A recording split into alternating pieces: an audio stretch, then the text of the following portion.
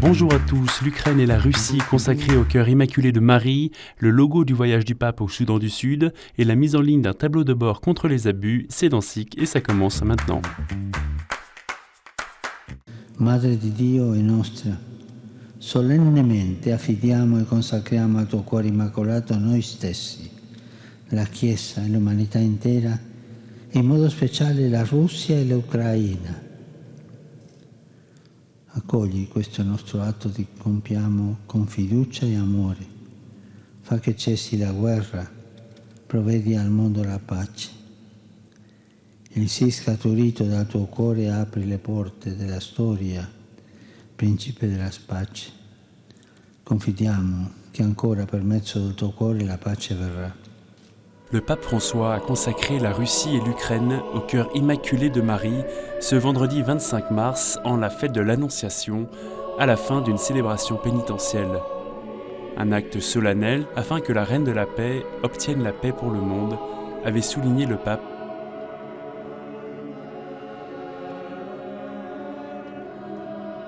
Depuis le sanctuaire de Fatima au Portugal, le cardinal Konrad Krajewski, aumônier apostolique, a fait cette consécration en même temps en tant qu'envoyé du Saint-Père. Une prière faite en communion avec tout le peuple de Dieu, les évêques et prêtres du monde entier, à la demande du pape.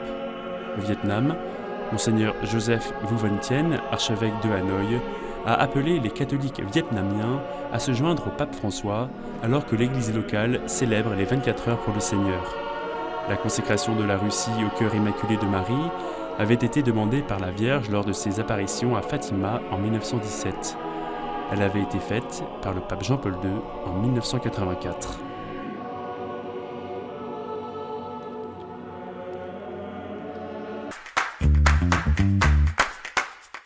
Dans une lettre publiée ce jeudi 24 mars, mais datée du 17, le métropolite Hilarion Alfeïev, chef du département des relations extérieures du patriarcat de Moscou, a répondu au courrier envoyé le 8 mars au patriarche de Moscou par le cardinal Ulrich, président de la COMECE, la commission des conférences épiscopales de l'Union européenne.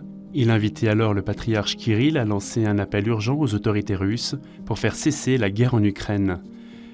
Pour le métropolite Hilarion, il est essentiel de sortir de la logique de l'ultimatum, d'établir des canaux de dialogue et d'organiser des négociations officielles et non officielles qui peuvent aider à atteindre une paix juste. Il invite la COMECE à jouer un rôle important dans la construction d'un tel dialogue en travaillant avec les représentants de l'Union européenne afin d'empêcher une nouvelle escalade de la situation actuelle. Le métropolite souligne aussi que l'Église orthodoxe russe prie depuis 8 ans pour que cesse le conflit en Ukraine et au vu des récents développements, une prière spéciale pour le rétablissement rapide de la paix a été incluse dans la divine liturgie. Et le pape François s'est entretenu par téléphone avec le président Volodymyr Zelensky ce mardi 22 mars. Le président ukrainien a révélé cet échange lors de son intervention vidéo auprès du Parlement italien le même jour. Le président a remercié le Saint-Père pour ses prières pour l'Ukraine et la paix et écrit sur Twitter que l'Ukraine apprécierait le rôle médiateur du Saint-Siège pour mettre fin à la souffrance humaine. François s'était déjà entretenu avec le président ukrainien le 26 février dernier. Je prie pour que tous soient un. Mercredi, le bureau de presse du Saint-Siège a dévoilé la devise et le logo du voyage du pape au Soudan du Sud qui aura lieu du 5 au 7 juillet prochain. La devise est tirée de l'Évangile de Jean et le logo porte une colombe, des mains jointes et une croix sur fond d'une carte du Soudan avec les couleurs du drapeau national. La colombe représente le désir d'une paix durable dans le plus jeune État du monde qui a obtenu son indépendance en 2011. La poignée de main est le signe de la réconciliation des tribus qui font partie de la même nation. Et la croix rappelle l'héritage chrétien du pays et son histoire de souffrance. Ce voyage aura une dimension œcuménique, l'archevêque anglican Justin Welby y participera. abus-quefaitléglise.catholique.fr. C'est le nouveau tableau de bord mis en ligne ce vendredi pour suivre la mise en œuvre des mesures prises par les évêques de France contre les abus sexuels sur mineurs dans l'Église. Sur ce site, la Conférence des évêques indique en face de la liste des mesures prises en mars et en novembre 2021, faits en cours à faire. Par exemple, la création d'une équipe nationale d'écoutants apparaît en fait. Le site sera régulièrement mis à jour dans un souci de transparence afin que tous puissent être informés au mieux. Et vendredi dernier, le diocèse de Versailles et le parquet de Versailles ont signé un protocole pour lutter contre les abus sexuels dans le diocèse.